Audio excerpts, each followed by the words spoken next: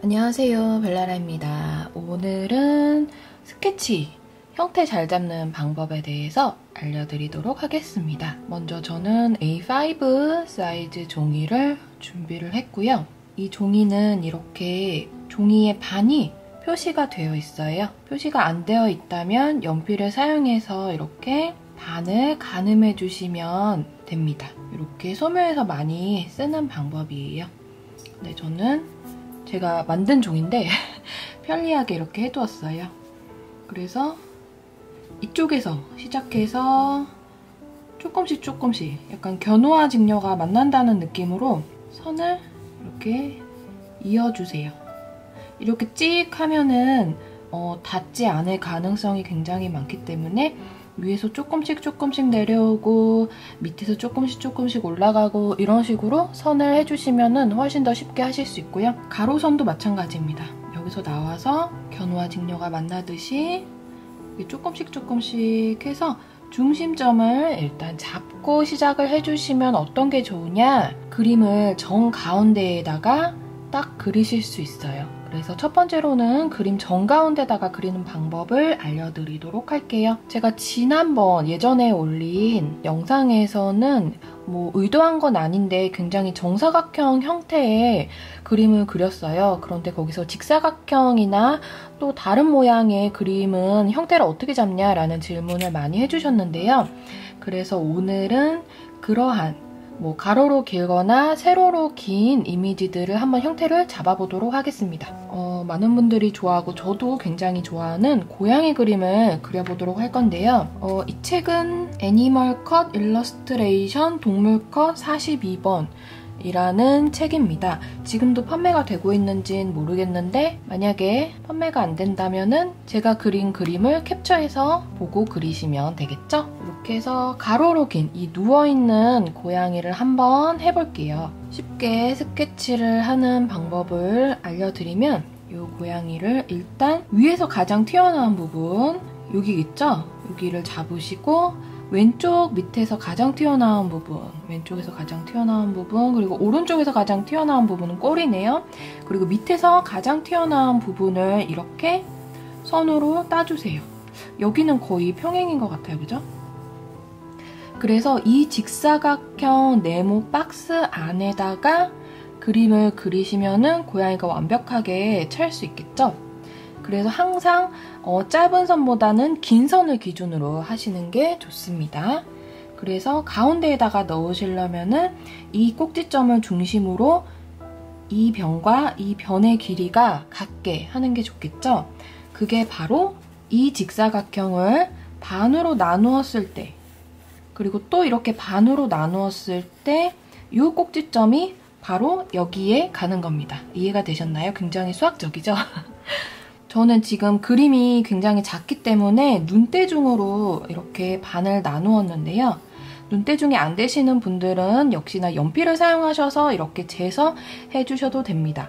고양이의 거의 아랫배 끝부분에 중심 꼭지점이 위치하고 있는데요. 그러면은 이 부분이 배다 이렇게 표시를 해두셔도 괜찮을 것 같아요.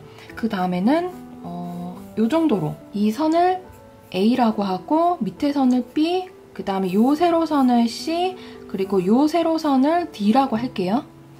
여기다가 A선을 이렇게 그어주시는 거예요. 그리고 밑에 같은 간격으로 B선을 살짝 내 눈에만 보이게 이렇게 그어줍니다. 그 다음에 해야 할 일은 바로 이 긴 선과 짧은 선의 비율을 맞춰주셔야 되겠죠. 그렇기 때문에 짧은 선이 긴 선의 몇 배 정도 되는지 가늠을 해주시는 거예요. 2배 정도까지는 아니고 이렇게 반이 넘어가죠.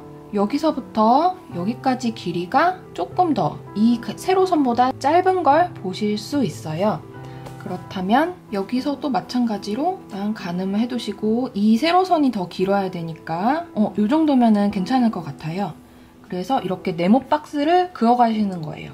더 정확하게 해야 되지 않나요? 라고 하시는 분들이 있는데 우리 이 정도는 눈대중으로 하셔도 괜찮아요. 모든 걸 다 엄청 막 미리수까지 정확하게 할 수는 없기 때문에 이 정도만 하셔도 형태 충분히 괜찮게 나옵니다. 그래서 여기서부터 여기까지 길이 같으니까 지금 보시면 이 중심 꼭지점이 얼마나 중요한지 아시겠죠?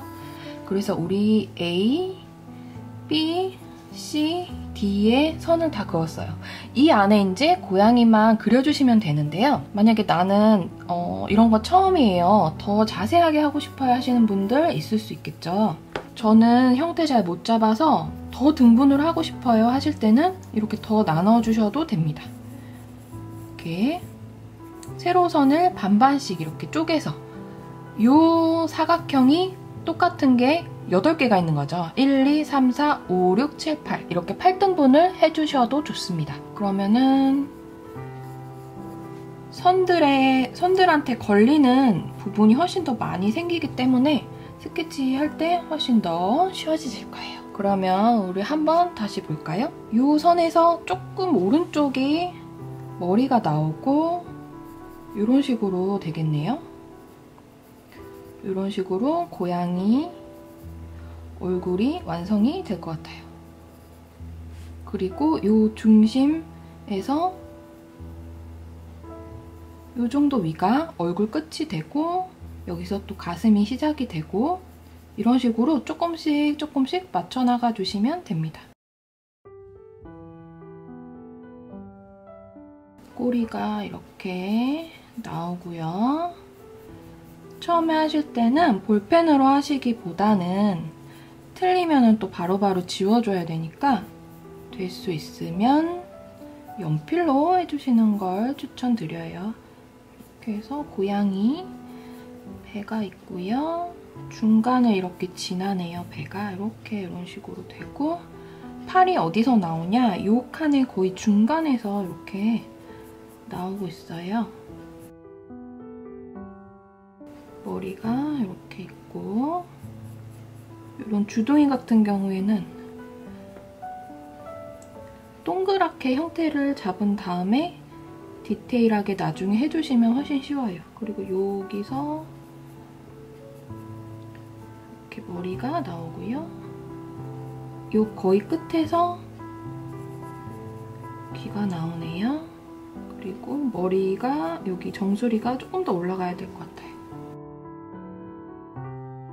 그래서 처음 하시는 분들은 전체적으로 보기가 어렵기 때문에 이런 네모칸을 많이 쪼개서 해주시는 걸 추천을 드리도록 하겠습니다. 이렇게 대략적인 모양이 잡혔으면은 이제부터는 이렇게 필요 없는 선은 지워가면서 디테일하게 묘사를 해주는 거예요. 한번 해볼게요.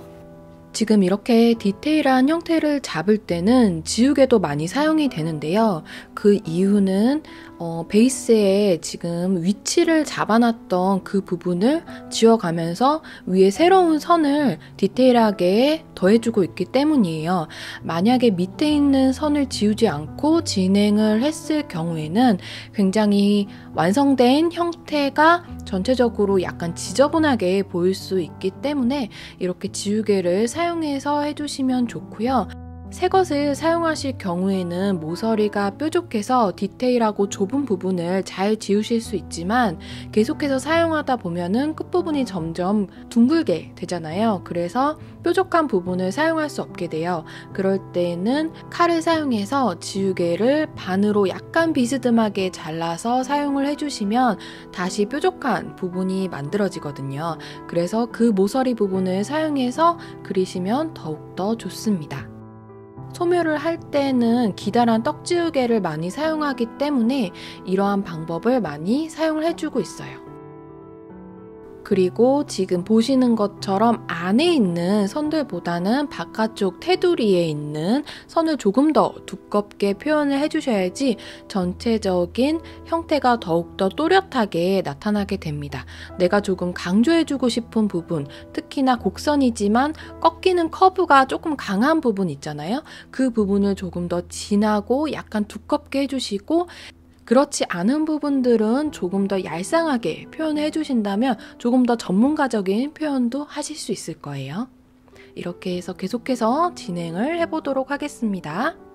이런 뒷다리 등을 잡을 때는 어떤 걸 보냐면은 이 뒷다리와 이 뒷다리 사이에 이런 자그마한 텀이 어느 정도 되는지 보시는 게 형태 잡을 때 굉장히 유용하고, 그리고 이 선과 이 선 사이에 또 굉장히 좁은 텀이 존재하거든요. 그 텀을 또 관찰을 하면서 하시는 게 중요합니다. 그렇게 하면은 훨씬 더 형태를 잘 잡으실 수 있어요. 그리고 이 다리 두께와 이 다리 두께가 어느 정도 차이가 있는지 이런 좁은 간격 정도는 여러분들도 충분히 눈대중으로 하실 수 있거든요. 더 손대고 싶은 부분이 있다면 조금 더 손을 대주셔도 좋습니다. 이렇게 저는 이렇게 보니까 이런 부분이 조금 더 이렇게 선명하면 좋을 것 같아요. 이렇게 해줬고요. 그림자가 배에도 그림자가 이렇게 짙게 깔려있기 때문에 이 어두운 그림자도 해주겠습니다. 이런 거 하실 때 연필은 입이나 B 정도를 추천드려요. 너무 흐리면은 진한 선이 잘 안 나오기 때문에 하고 이제 또 수염이랑 이런 거를 추가적으로 그려서 마무리를 하도록 하겠습니다. 형태 잡는 편 첫 번째 영상은 정사각형 형태를 잡는 방법이었다면은 두 번째 오늘 이 영상은 대부분의 형태를 이루고 있는 직사각형의 박스 안에 있는 형태를 그려보았어요. 사실 정사각형만 알려드려도 충분히 응용을 하셔서 이런 직사각형 형태도 그리실 수 있는데 많은 분들이 또 문의를 주셔서 오늘은 이런 그림을 같이 그려보았습니다. 오늘 영상은 여기까지였고요. 다음에 더 유익한 영상으로 찾아뵐게요. 안녕!